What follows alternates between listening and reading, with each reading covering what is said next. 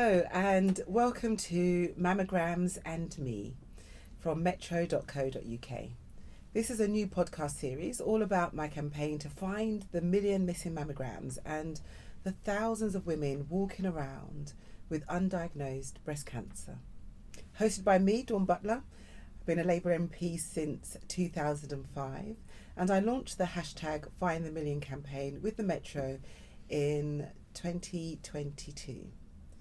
It was a shock to me to find out that there was at least 8,000 women walking around with breast cancer and they just didn't know it. Each week I'll be speaking to experts, doctors and people with a deep understanding of breast cancer. I'll be discussing their experiences, the inside story on breast cancer and the support that's out there. And it's a real great pleasure to welcome three amazing women today to talk about what they do in their fields. We've got Dame Laura Lee from Maggie's, Alice Davies from Cancer Research UK, and Addie Mitchell from Breast Cancer Now. So, Dame Laura, how do you like me to? Dame Laura? Dame Laura Lee? It's Laura. Laura? Just Laura. Laura, tell the listeners about Maggie's. Maggie's are places on hospital grounds near to the cancer centre where people who have a cancer diagnosis can come in to get the help that worries, questions, support that they might need once they've got a diagnosis, and for their family and friends. And we've got 24 centres across the UK. Brilliant. I think the moment I stepped into the door of Maggie's, I think I just cried for the first 10 minutes. And it was just really lovely and calming. And, you know, they just sat there and just, you know, waited for me to stop crying, really. And then sort of find some words. But it's an amazing space. Thank you, Dawn. Yeah, no, thank you. Alice, Cancer Research UK. Tell us a bit about the work you do. Yeah, so I work for Cancer Research UK. We work across all cancer types and we're dedicated to improving outcomes across all cancer types. My work in particular, I work in the health information team. So we look into the evidence on cancer prevention, early diagnosis and screening, and we keep up with the new developments. And then from that, we translate those new developments to the public. So they have information and resources that they need to empower them on cancer. So they can, live a healthier lifestyle or know how to spot cancer early or be well informed about screening. Brilliant, great, thank you. We'll come back to some of the new sort of pioneering medicines and tablets that are out there now. Thank you. And Addie Mitchell from Breast Cancer Now, tell us a little bit about you. Yeah, so I'm one of the nurses that works for Breast Cancer Now. We're a support and research charity, and we're there for anybody, really, from anybody who's got breast health concerns, if they've got any symptoms and they're not sure what to do, to people that have had breast cancer, going through treatment, having been through treatment. They want to know about things like side effects from treatment. The emotional impact is a big one for us, and we can support them, and also not forgetting their friends and family. So it's really important. We have a telephone helpline and our Ask Our Nurse service and other services that we can offer as well. So thanks. And Breast Cancer Now was actually where I found out that information, that there were 1 million missing mammograms and around 8,000 women that will be walking around that may be listening to this podcast that have breast cancer. Yeah. And they don't know it. That's right. I mean, I think we know that, the breast screening service is certainly overstretched and underfunded. It has been for some years now, and as well as the NHS workers are working so hard to strive to keep up with it. We know that post-COVID and even pre-COVID, the numbers of women invited were on the decline. Why is that? Why was the number of women invited? I mean, that could be a number of reasons, because we, certainly in London, the numbers of women attending screening has always been sort of lower than other parts of the country. I think women get invited for screening, and we don't know for sure, but we know that people are scared to come for screening. They don't prioritise it, particularly if they've got big families and they've got other things to prioritise. And we know that certain, obviously cultures and people in certain communities are hard to reach and won't be attending screening because either they're scared or they're they have other they have other priorities maybe. That is a big problem. People women not prioritising themselves, right? But what advice would you give? What advice would you give, Laura, for women who have received the mammogram letter to come for screening, or as I like to call it, squashing? And I think we just get used to it. It's fine, What would your advice be? Well, I think, cancer, a breast cancer diagnosis is a big, scary thing, and the link between the mammogram and the possibility of that can be so daunting for people, and also people have a fear and imagined of what that might mean in terms of if they do get a diagnosis, in terms of disruption to their life. And so that instinct to put something off, it won't be for me, I'll go next time I get a letter, and then that letter doesn't appear, and that next jog that you should go. So I think it's encouraging people that, most people who come from mammography, and you'll know this better than me, is they won't get a diagnosis of breast cancer. They'll get the reassurance that they don't have breast cancer. So there's a really positive reason to go along. So you think that a lot of people think that far ahead? So they think about, if I have a mammogram, it means I've got cancer and my life's going to change, rather than I haven't got time to go for a mammogram, or I'm okay because I've got no symptoms. I haven't got inverted nipples. I've got no dimpling, so I'm okay. So do you think it's from your experience of speaking to lots of different women, which one do you think is the most? I mean, yes, you're right, Laura, and I think women don't prioritise it because it's a screening tool, so they don't have to go, and they've got other things in their life to do, to go to and to prioritise. And there is fear, there is certainly fear that they are going to have cancer.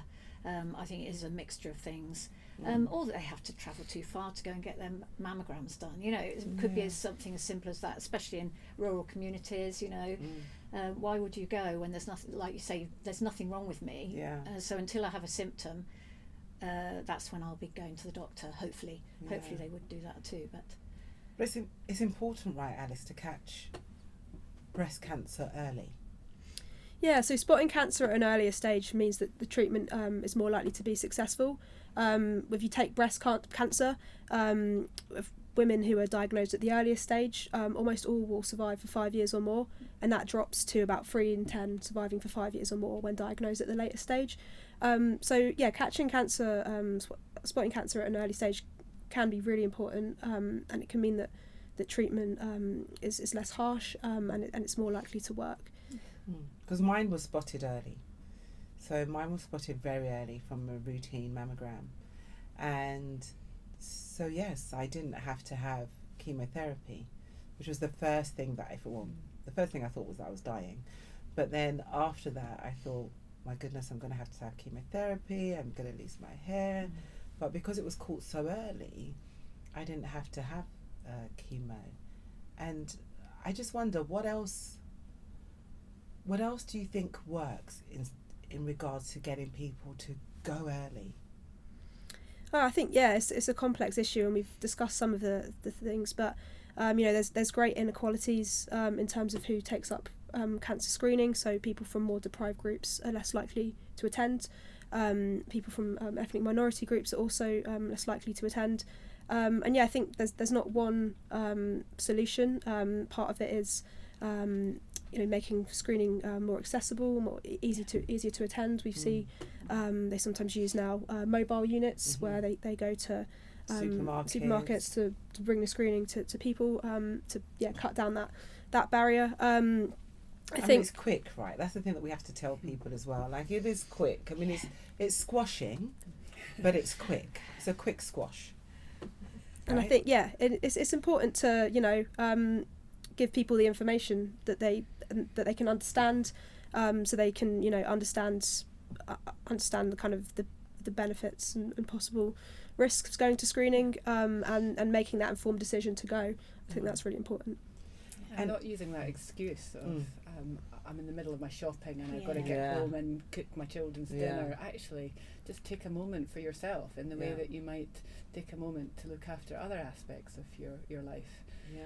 A mammogram So is self-care. part of that. Absolutely, and we're not very good at that sometimes. No. I suppose that's something that we don't talk about. We don't talk about, build this into your program of self-care. Have you looked after yourself this month? I mean, I remember, I think I was watching Oprah once where she said, when you get paid, the first thing you must do is pay yourself.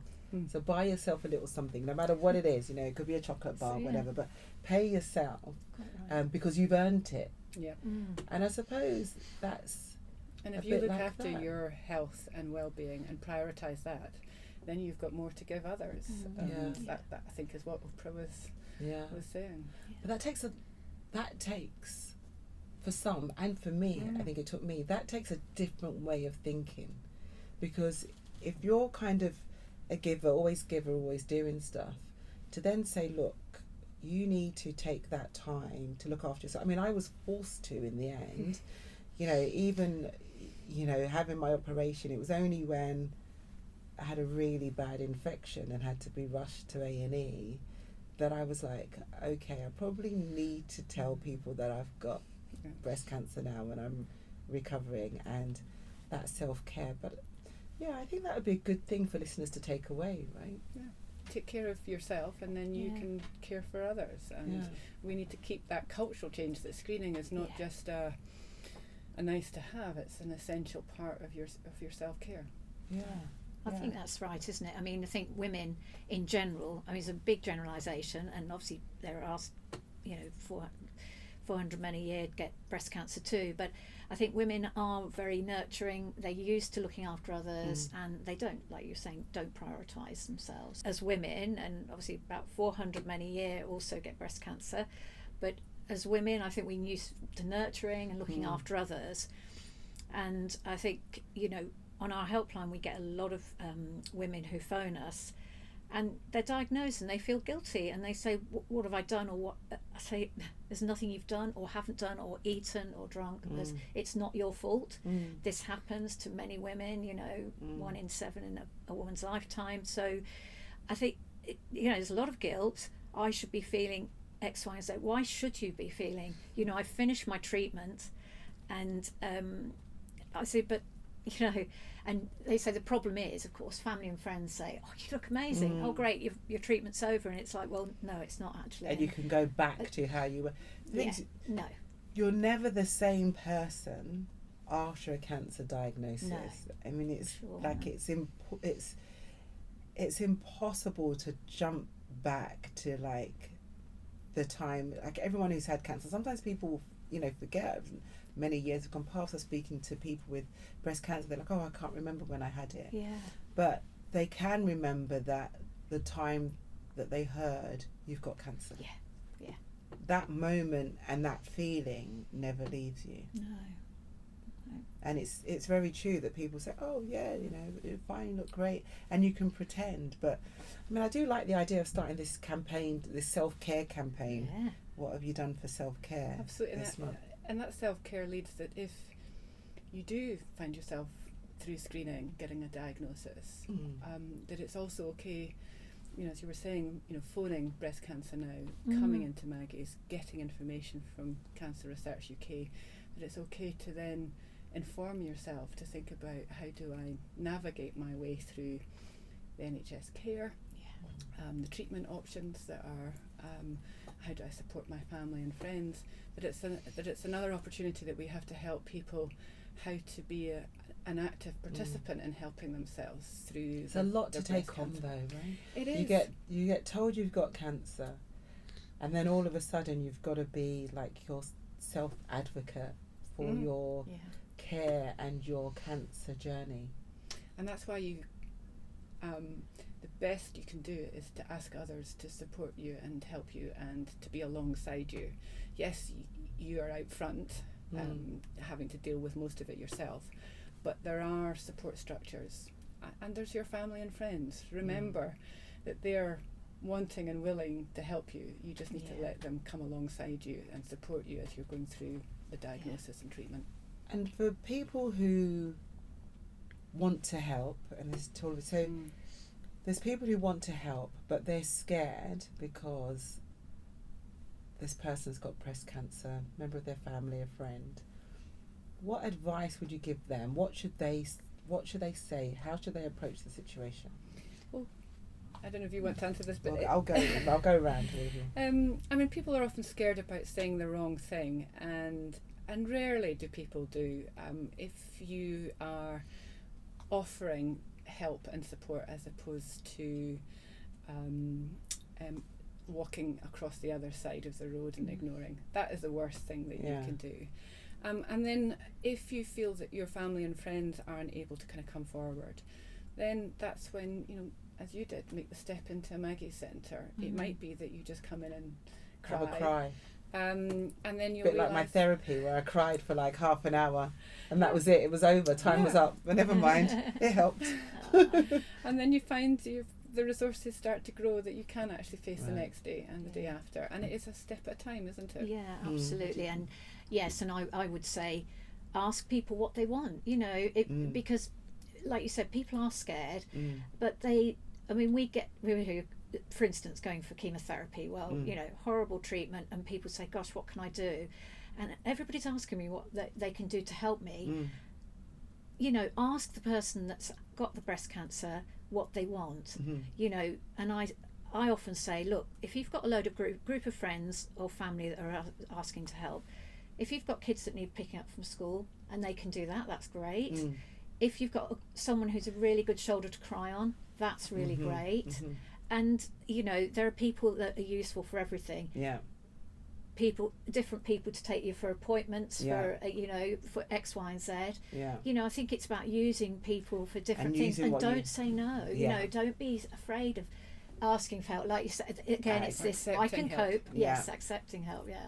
It reminded me of my book, A Purposeful Life. So what I've done in there is said to people, whatever your role is, it's important.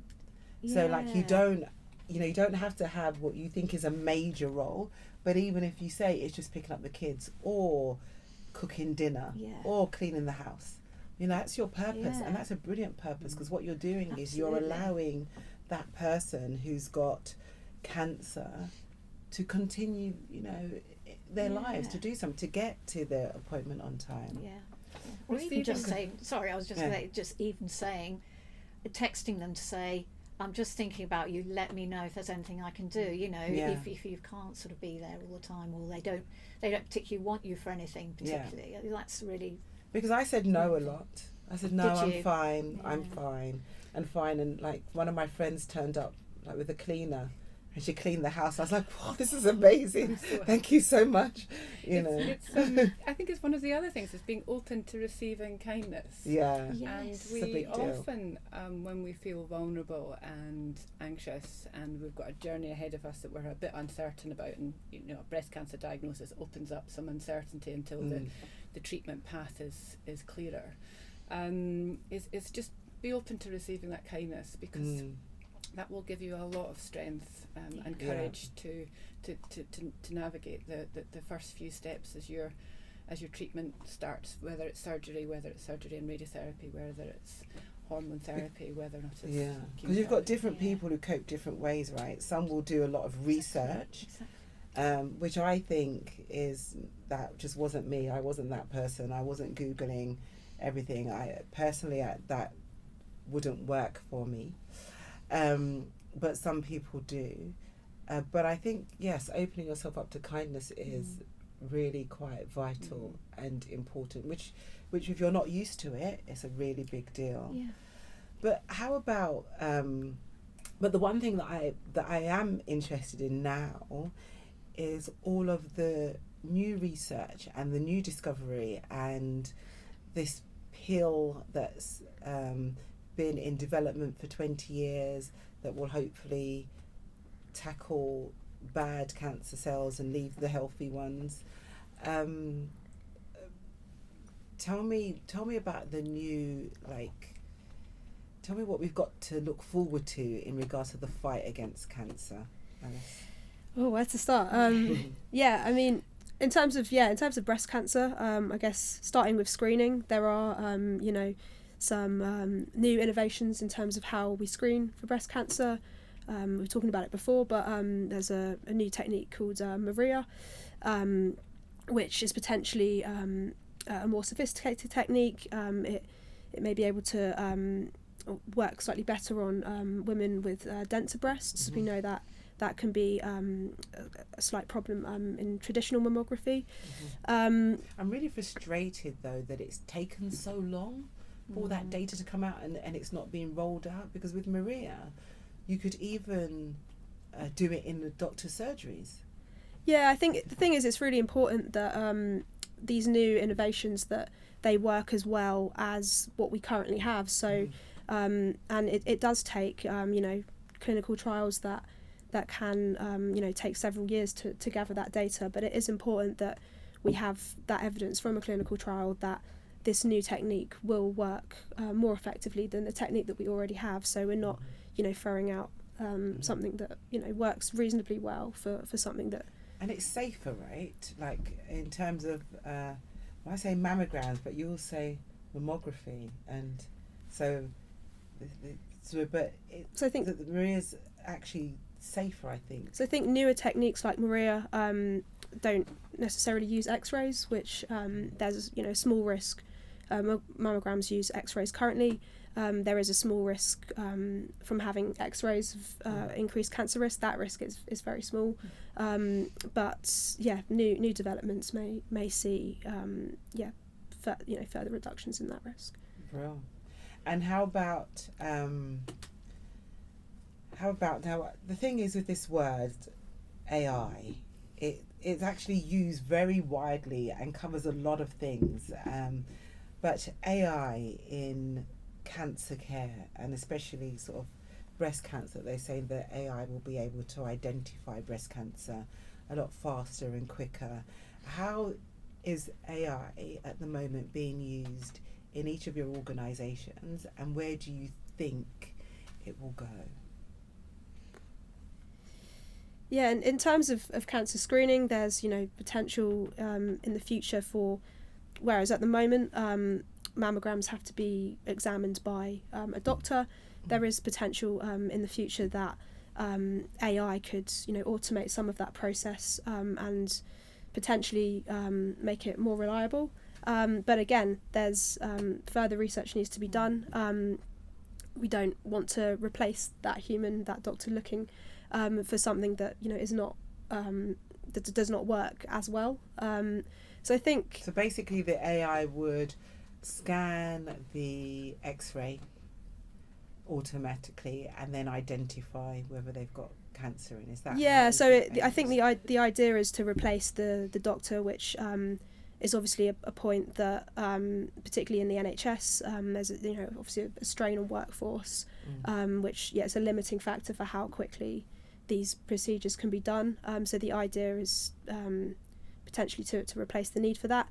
But again, we need more research to see if it's feasible and if it's if it's safe and if that it will work better than what we currently have. And that we're not building in biases into the system, because I'm on the Science and Technology Committee in Parliament, and we've been taking evidence on AI, and one of the medical areas where they were using AI, the AI was actually reading the serial number at the bottom of the scans and then making assessments based on that, nothing to do with the actual picture. So there's a lot to be done around that. But yes, I think we just have to be careful before it's rolled out widely. So breast cancer now, are you using AI specifically in any way? No, well, no, we're not. We're waiting for that, that information to come through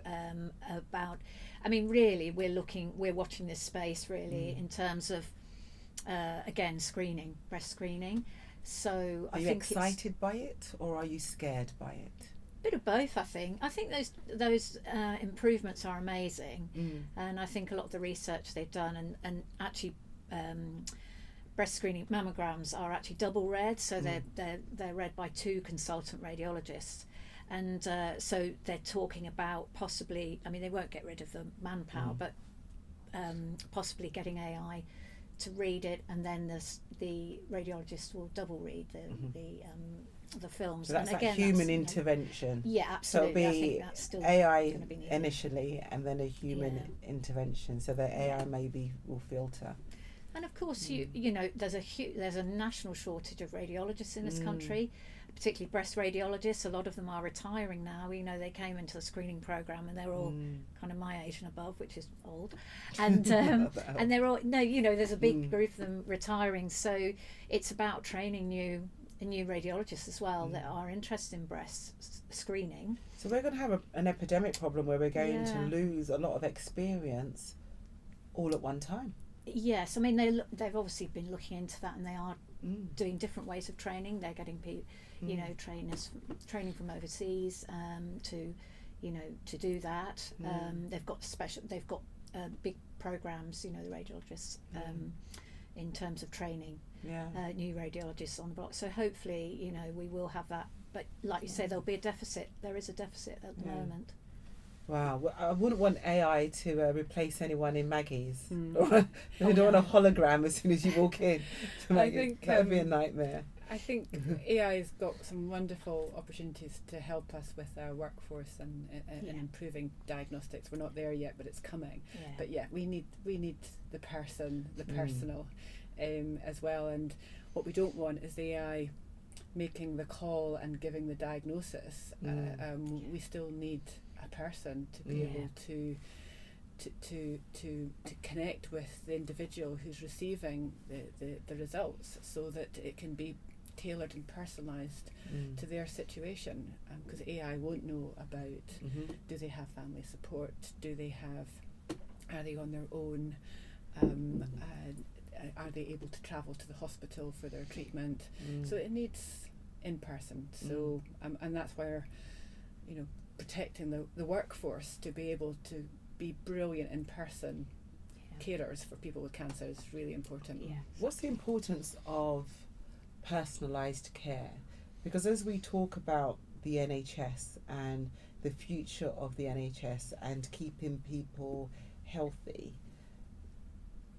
the focus needs to be on personalised care. And some people hear personalised care and think, it's more time intensive and not as efficient, but personalised care is really important, isn't it? Absolutely. So there's the medical world of personalised care is about tailoring the right treatment to the individual, and that requires, in the diagnostic space, huge intelligence to be gathered about the individual, so that they can get a more specific treatment for themselves, rather than where a lot of breast cancer treatment is at the moment, where it's you're one of 100, and therefore you're getting a treatment option that's based on a statistic rather than a group view. So personalised care, because you'll have better outcomes if you have personalised care, right? Rather than just saying, right, this is it. You've got triple negative. You all go and have chemotherapy, or there's a difference in expectancy and outcomes. I mean, I think there is a lot of options now. There are more options, and thankfully those are coming, like you're saying, with the new drugs that are coming out, so that's happening too. So hopefully they are getting a much more personalised treatment, and I think that's only going to improve as other treatments get licensed by NICE. So yeah, I think that's. When's the last time you had a mammogram? Oh, that's I think it's last summer. Okay. Yeah. Right. I go when invited. Straight away. Yeah. Cool. Yeah. No, But How about the people Yeah. who want to go for a mammogram but haven't been invited to one? What do they do? I mean, it's really important that everybody is what they call breast aware. So breast awareness is knowing what's normal for you by checking regularly. And for some people, they don't have a cycle, so it could be sort of 4 to 6 weekly, so that they know what's normal for them, so that if they notice anything new or different, they go to a doctor. There are, I mean, obviously some people that may be invited for screening who have a high risk of through having a strong family history of breast cancer, so they might have what we say more regular surveillance, so more screening. But for the most part, if you're not in that group between the age of 50 and 70, that you are, if you're over the age of 70, you can request a screening mammogram. Yeah. Well, no, not through the GP, through your local screening service, breast screening service, because GPs haven't got that facility.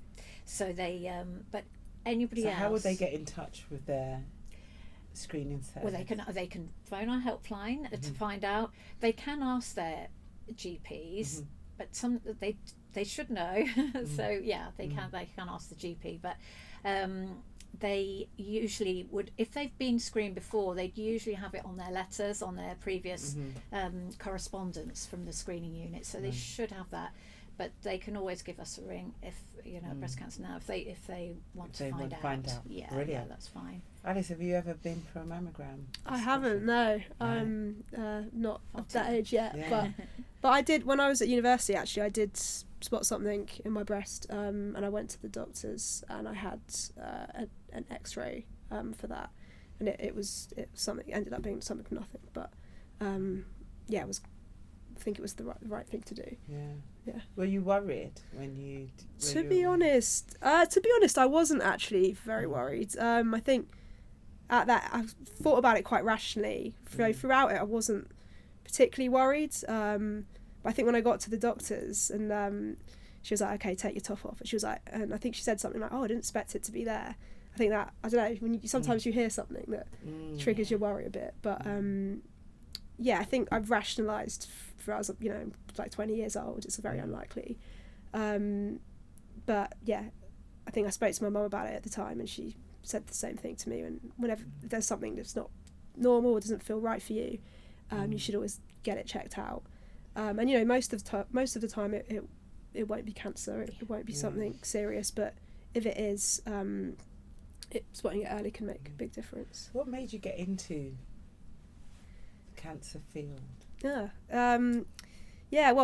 I studied biochemistry at university. I was quite interested in the science, learnt a fair bit about cancer. Didn't really want to go and work in a lab particularly. So I looked at other options and became quite interested in kind of like communicating science to the public. A job came up at Cancer Research UK, which seemed to just combine the sort of scientific background with the sort of I'd had some experience in kind of like communications roles, so it seemed to combine it quite well. And I think I'm quite interested in there's so many inequalities in terms of cancer outcomes, and I think one way to kind of tackle that is by putting out information that is plain English, is easy to understand, and by going to different groups and different forums like this that to put out the sort of key health information and to try and get that message out. So I think it felt like the skills I could bring to the cancer kind of improving cancer outcomes was on the comms information side. So that's my interest really. I mean, people say, for those people that say there's no disparities or it doesn't matter or it's we're talking rubbish, what do you say? What do you say to that? Yeah, so I mean, there's huge health inequalities in the UK in terms of cancer outcomes. That there's also great health inequalities, and I guess we're speaking about breast cancer. We had a recent study that showed that women from Black African and Black Caribbean background were more likely to be diagnosed at a later stage than white women. So to people who say there's no disparities, the data does say otherwise. And it's important that in our work we're trying to find the root causes of those things, and finding ways to overcome them is really important. And that's factual, right?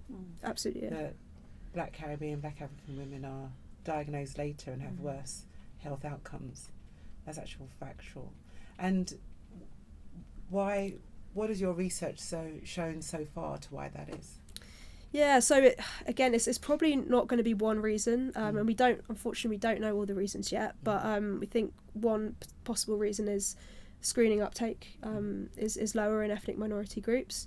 There may be kind of greater barriers to accessing healthcare among those groups. That may be it could be due to things like language barriers, but also just previous potentially bad experiences or not feeling as comfortable. There's some theories around stigma around and fear and fatalism around cancer in some groups, maybe greater than in white British people. So if you feel scared about cancer, and if you live in a community where it's seen as a death sentence or seen as untreatable, then you're going to be much less likely to seek help, because you're just going to have that barrier of fear getting in the way. So we think that may be one reason as well. But it's going to be it's complex. Yeah. And we know And that when was the last time you had your mammogram? I hadn't forgotten to answer that question. Well, it was a year ago at Charing Cross Hospital is where I go for my breast screening. But I think in a way... Did you go on time or were you late? Well, I missed one appointment and then I had to go make another one. And so how comes you missed you're not getting away with it? I forgot it was in my diary. And then as someone who works in the kind of sort of healthcare world, I felt so terrible at missing a precious appointment. And so I'd really want to just say to everyone is, don't be embarrassed. Phone up and make another one. They know that we're human and we make mistakes. I kind of want to end on a couple of things. I kind of want to talk about mental health. Because the reason why I wrote my book was because I was recovering from breast cancer and my mind was still racing 100 miles an hour. So I needed to do something and I couldn't work the way I was working. So I started writing and then sort of journeying through sort of my life and my experiences. Everybody's mental health is different at different times. Yeah. What advice would you give people who are either at the beginning of their journey, scared to start their journey, or transitioning through their journey? Let's go round.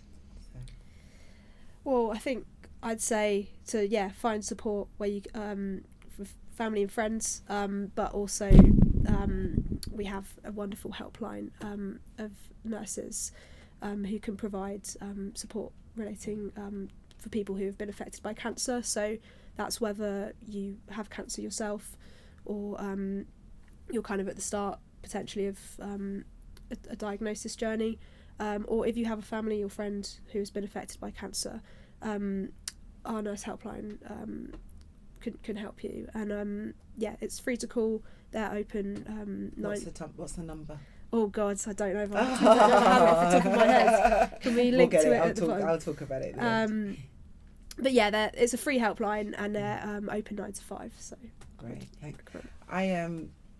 In my book I talk about how I called parliamentary helpline after them asking me questions for about 10 minutes. I was like, okay, this is just irritating me. I can't talk to them.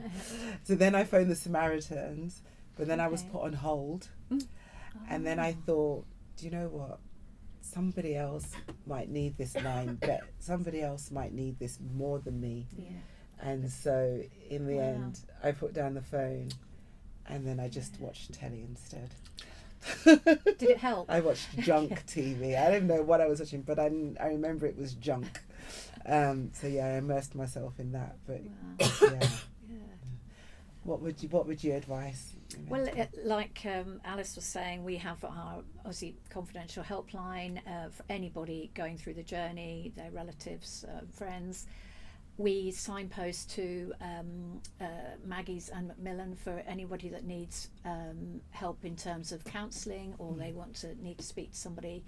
But also, it's about often, we're just there to listen, and actually when they're brave enough to pick up the phone, because a lot of people don't, that's scary, isn't it?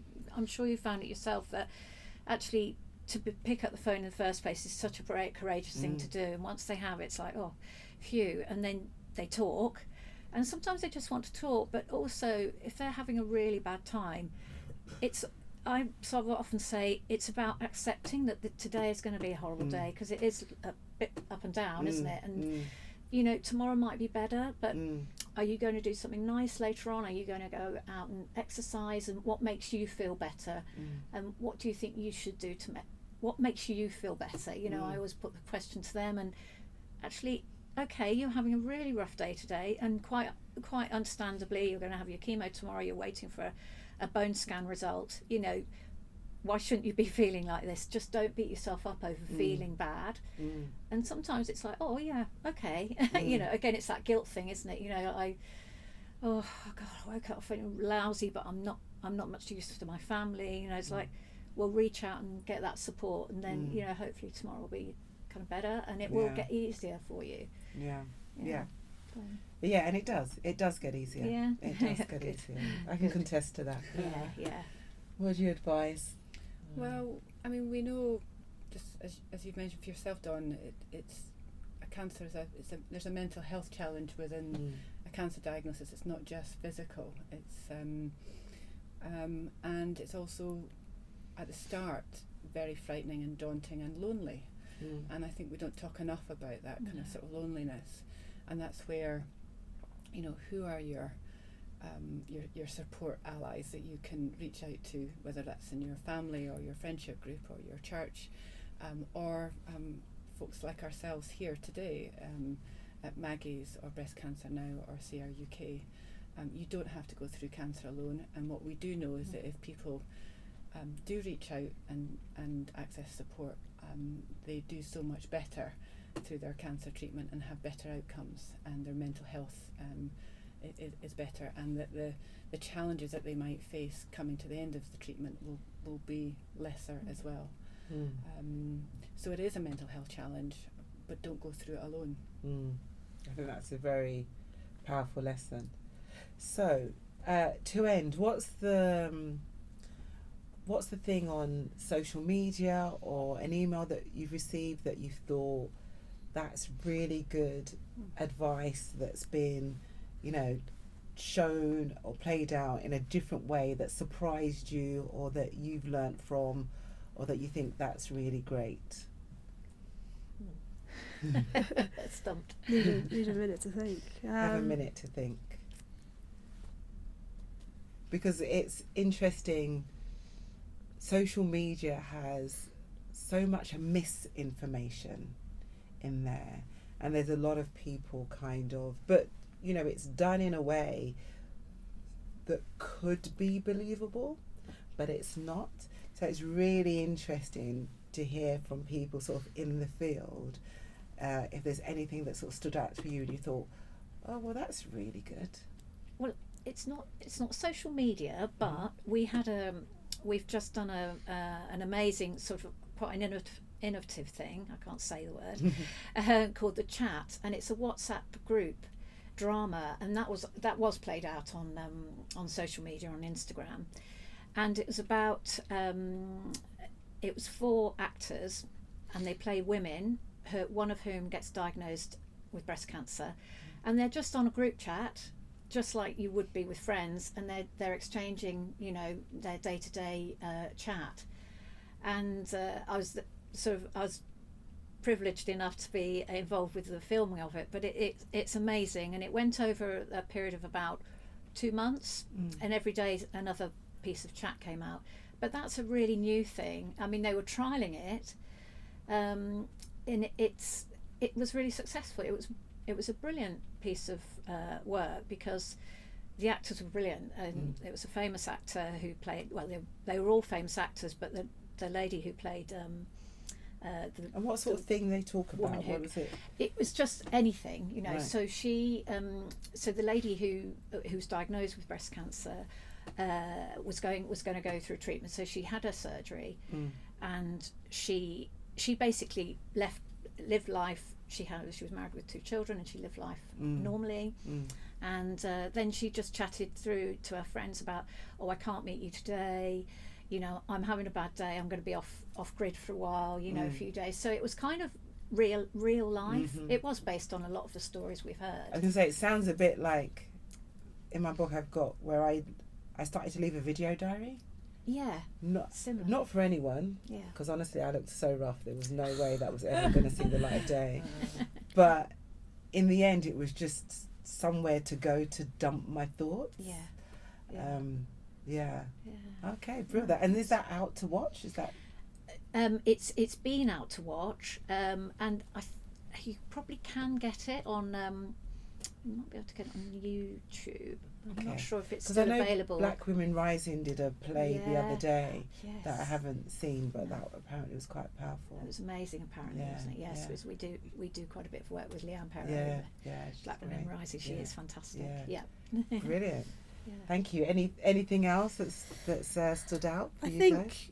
I think what I like to see sort of on our social channels, I think is really impactful is people sharing their stories of their cancer diagnosis, and you know how it's changed their life, and I think that's really important for breaking down the taboo around cancer.